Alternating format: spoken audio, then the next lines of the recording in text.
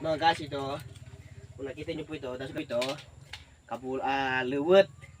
Ang tawag namin dito, parang ano po siya, parang yung niluto ng unang mga, ano namin, mga ninunuan, yung pumatay sa mga apo, parang ganito po siya. Pero, iba po yung laman nun, kulay, ano po laman po nun, yellow. Ito naman po puti. Pag sinabaw mo po itong liwet na to, parang kumain ka na po ng kamote. Ganun po siya pagka mos. Pero itong ubin puti, mga guys, ito talagang ito yung madalas namin kinakain sa bundok pag halimbawa nabusog po kami, wala kami pagkain kahit na wala kami madalang bakal na bigas. Ito sa bundok, hanapin lang namin po ito, nilagay sa buho or kaldero. Mas masarap din po ito, guys. Ang pagsabaw po pala dito, guys, bago mo balatin, magpabuwal ka muna na magpakulo ka na muna ng tubig bago ka magbalat po ito. Kasi pag binalatan mo po, pag wala pa nakakulo ng tubig, iitim po ito. Kasi halimbawa, binalatan po ngayon, dapat may tubig din po yung palanggana. Kakain na po ito. Ang palanggana ito. Palanggana magamit kasi may laman po yung palanggana natin. Itong kain natin. Pero ito po, kahit na balatin mo po siya na walang nakakulang tubig, okay lang po kahit na pagsabay mo na lang yung liwet. Pero itong ubin puti na to, dapat may tubig na malamig at saka kumulo ng tubig. Pagkita mo, ano yung kumulo ng tubig to? Ito nga pala kumukulo ng tubig. Pag dahil, itong pagsasabaw natin po sa kanya. Yung, ayan po mga guys. Pinabalatan ko po itong kapulat nito.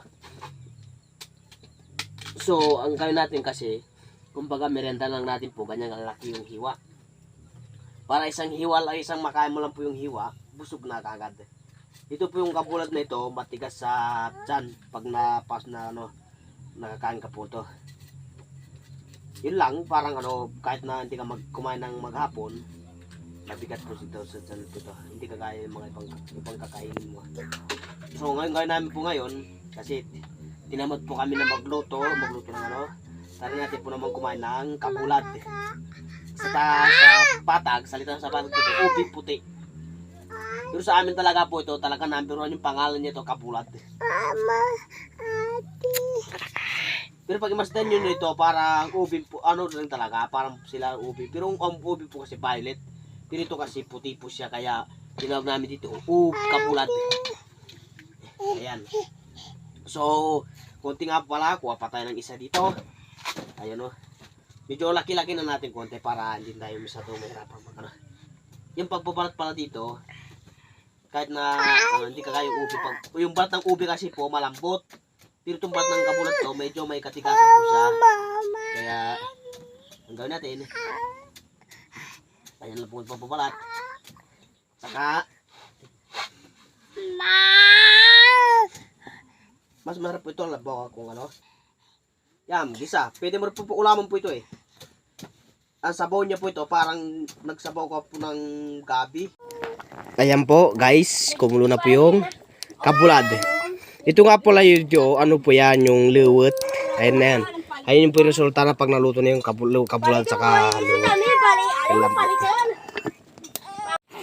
Sinabo natin na kanin na kabulad. Ayun o.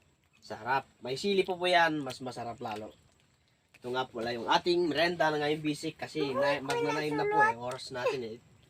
Kaya ngayon,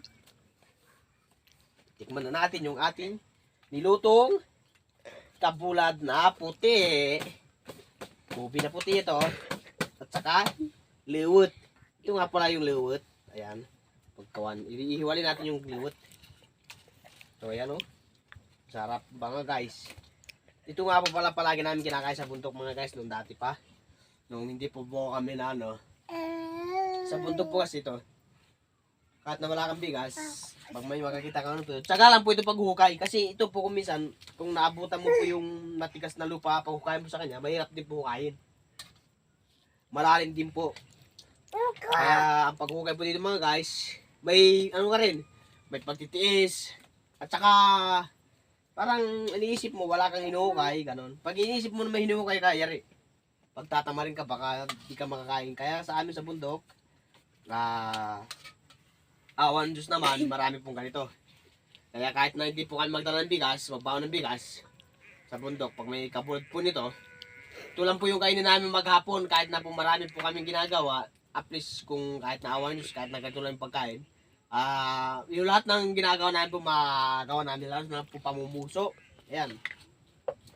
Kung minsan po kasi sa pamumuso guys, ang mahirap lang daw kung minsan, kung magdala kang bigas, di mo po maisahin kasi ang layo po eh. Hindi kagaya po ito, kahit saan kang pwesto na lumugar na magluto, pwede na. Kaya okay lang po guys, yan lang po. Abangin nyo paki-comment na lang kung may update kayo. Bye-bye. Ayan po guys, yung laman ng liwet. Tingnan nyo laman ng liwet oh. Ano po siya, kumbaga mapino. Parang laman din ng kamote. Pero ang kabulad, tingnan nyo po oh, yung kabulad. Ayan oh. Ano din po siya oh, parang ano siya oh. Ayan po, ganyan po yung laman ng kabulad. Kaya guys, masarap pong ating kakanin na kabulad. Tignan nyo po. Wow.